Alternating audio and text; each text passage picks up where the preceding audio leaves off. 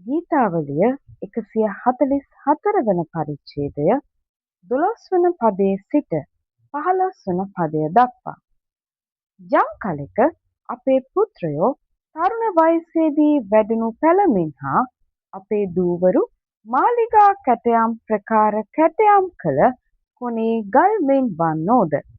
අපේ ගබඩාවල් සියලු ආකාර ධාන්‍යයෙන් පිරී තිබෙන්නේද.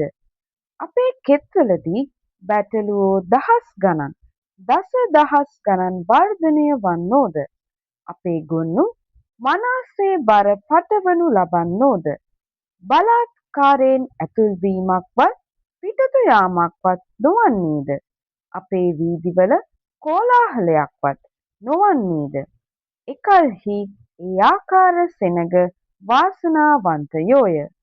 එසේය ස්වාමීන් වහන්සේ තමුන්ගේ දෙවියන් වහන්සේ කොට ගත් සෙනග වාසනාවන්තයෝය. ආමේන්.